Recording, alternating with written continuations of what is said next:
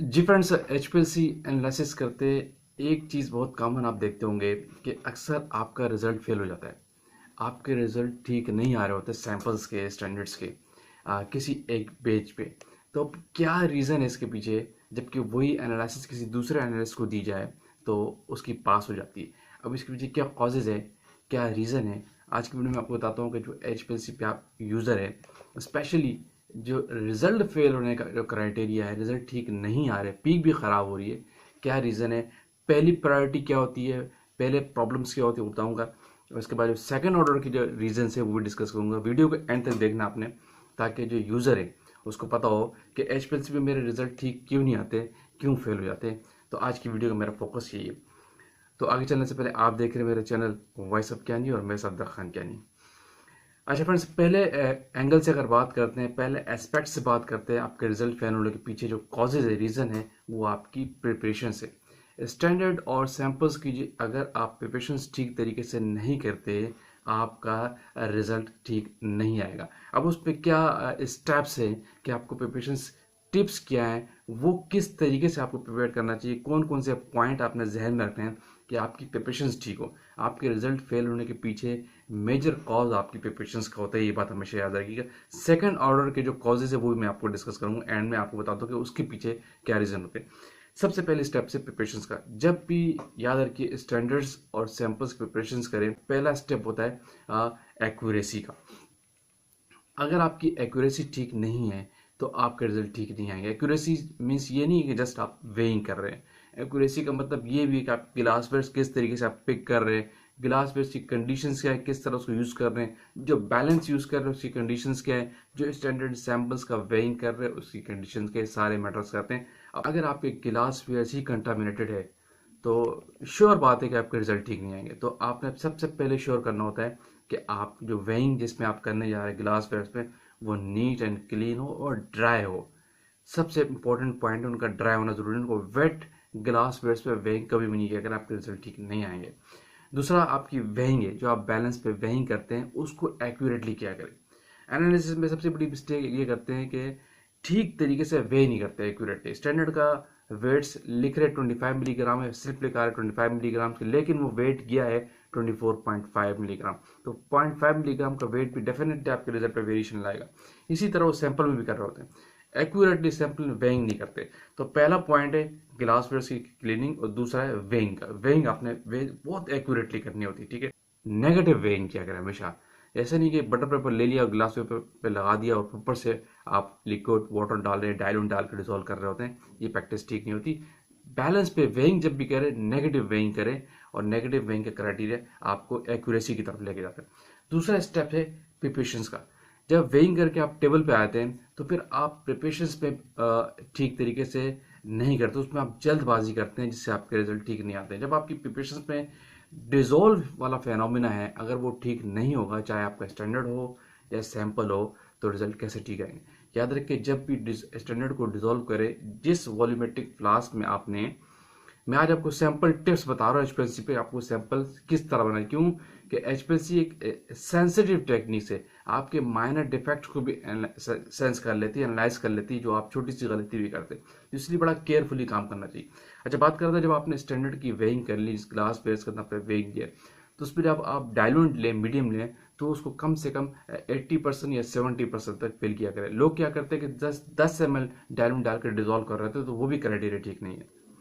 कम से कम 80% या 70%, और कुछ लोग ऐसे कि पूरा ही फिल कर देते हैं, वो भी गलत प्रैक्टिस। यानी वेइंग किया, उसके अंदर पूरा वॉल्यूम मेकअप करके सोनिगेटर पे लगा दिया और आएंगे आराम से दूसरे काम करते हुए, तो कैसे श्योर होगा कि आपका स्टैंडर्ड ठीक तरीके से डिजोल्व हुआ है, वॉल्यूम ठीक तरीके से मेकअप हुआ है, नहीं हुआ, तो जाहिर सी बात है रिजल्ट ठीक नहीं आएगा। तो बेस्ट प्रैक्टिस क्या है, आपने 70 ml तक या 80 ml तक वाटर लेना है और उसको केयरफुली शेक भी करना है, बाय हैंड भी। अगर शेकर लगाओ तो शेकर पे भी लगाएं, और सोनिकेटर भी यूज करें, तीनों चीजें यूज करें। जस्ट ऐसा नहीं कि आपने डाल के उसको सोनिकेटर पे लगा दिया और छोड़ दिया, खुद ही 5 मिनट बाद डिजोल्व हो जाएगा, वो भी तरीका ठीक नहीं है। आपको देखना पड़ता है स्टेप बाय स्टेप पे कि ठीक डिजोल्व हो रहा है या नहीं।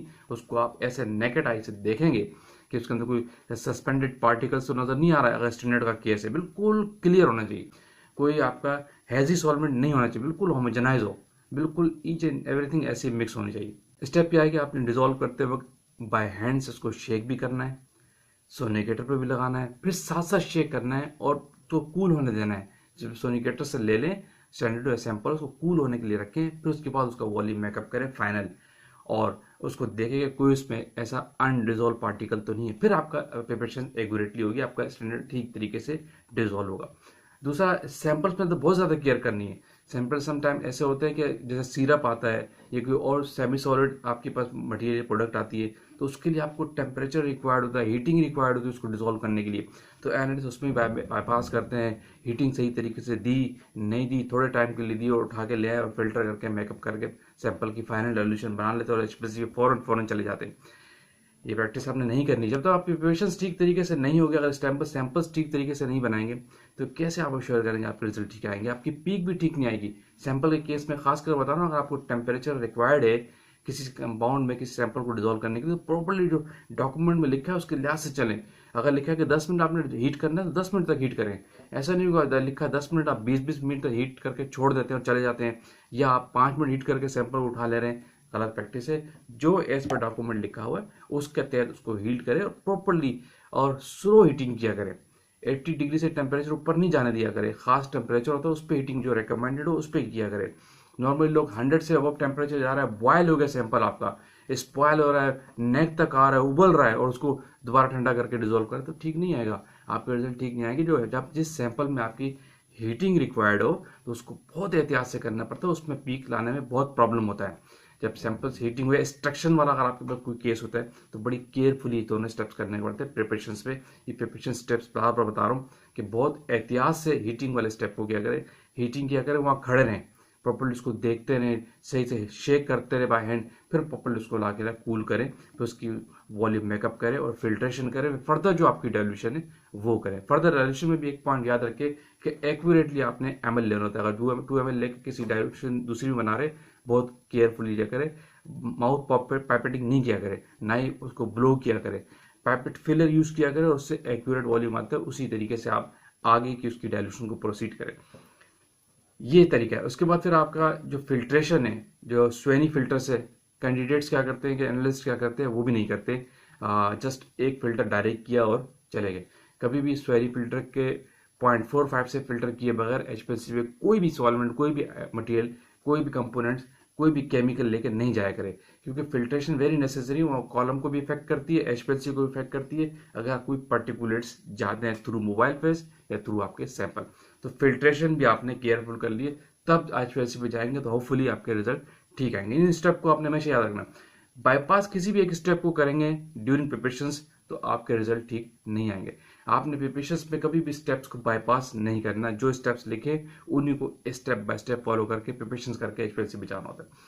ये है पहला स्टेप जिसमें आपने केयरफुली करनी है और आपके रिजल्ट ठीक आएंगे। दूसरा क्राइटेरिया होता है आपके रिजल्ट खराब होने में, फिर आपका इंस्ट्रूमेंट इन्वॉल्व होता है, आपके इंस्ट्रूमेंट का कॉलम इन्वॉल्व होता है, आपके इंस्ट्रूमेंट की परफॉर्मेंस होती है, तो वो सेकंड ऑर्डर है। पहला ऑर्डर तो आपकी अपनी प्रिपरेशन से, अगर वो भी ठीक नहीं होगी तो रिजल्ट कैसे ठीक आएंगे। आपके एचपीएलसी का वर्क जो प्रेजेंट हो रहा होता है on the basis of preparation हो रहा होता है, जो आपकी सैंपल स्टैंडर्ड की प्रिपरेशन आप करते हैं, कोई पार्टिकुलेट्स अंदर नहीं होने चाहिए, अनडिजोल्व पार्टिकल स्पेशली स्टैंडर्ड में तो होना नहीं चाहिए। जब आप हीटिंग ठीक तरीके से नहीं करते तो आपकी पीक भी शेप इल्यूट होकर ठीक तरीके से सामने नहीं आती।